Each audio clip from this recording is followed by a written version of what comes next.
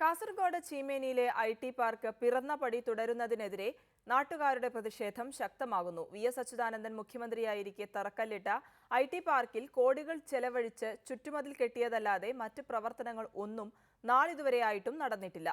ഇതോടെ വടക്കൻ കേരളത്തിലെ IT സ്വപ്നങ്ങളുടെ ചിറകാണ് കരിഞ്ഞതെന്ന് നാട്ടുകാർ പറയുന്നു.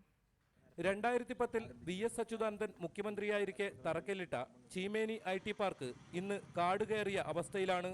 കോടികൾ ചിലവഴിച്ച് ചുറ്റുമതിൽ കെട്ടിയതല്ലാതെ നിർമ്മാണ പ്രവൃത്തികൾ ഒന്നും തന്നെ നടന്നിട്ടില്ല.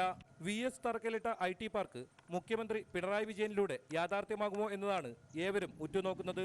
3 കോടി ചിലവഴിച്ചാണ് ഇവിടെ ചുറ്റുമതിൽ നിർമ്മിച്ചത്.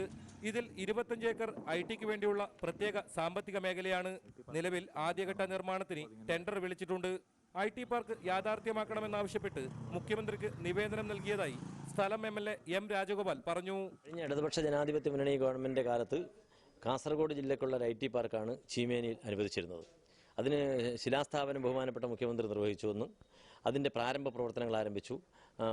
മതിലുൾപ്പെടെയുള്ള കാര്യങ്ങൾ കെട്ടി അതിൻ്റെ സംരക്ഷണ വലയം തീർത്തിട്ടുള്ള സംവിധാനങ്ങൾ, ഭൗതിക സാഹചര്യങ്ങൾ അവിടെ ഒരുക്കിയിട്ടുണ്ട്. എന്നാൽ ആ IT പാർക്കാണ് തൃക്കരിപ്പൂർ മണ്ഡലത്തിൽ നിന്ന് പറിച്ചു കൊണ്ടുപോകാനുള്ള ശ്രമം ഈ കഴിഞ്ഞ UDF ഗവൺമെൻറ് ഭാഗത്തുണ്ടായത്.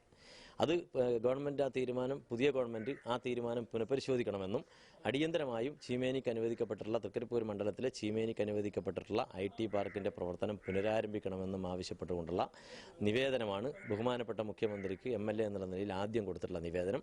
പുതിയ മുഖ്യമന്ത്രി എടുക്കുന്ന താൽപര്യമനുസരിച്ച് ഇവിടെ IT പാർക്ക് യാഥാർത്ഥ്യമാകും. 50,000 സ്ക്വയർ ഫീറ്റ് കെട്ടിടമാണ് ആദ്യഘട്ടത്തിൽ പൂർത്തിയാക്കേണ്ടത്. ചീമേനി IT പാർക്ക് കാസർഗോഡ് കിൻഫ്രയിലേക്ക് മാറ്റുമെന്ന നേരത്തെ PK കുഞ്ഞാലിക്കുട്ടിയുടെ പ്രസ്താവന വലിയ പ്രതിഷേധങ്ങൾക്കാണ് വഴിവെച്ചിരുന്നത്. ചന്ദ്രു വെള്ളരക്കുണ്ടിനോടൊപ്പം റിപ്പോർട്ടർ, കാസർഗോഡ്.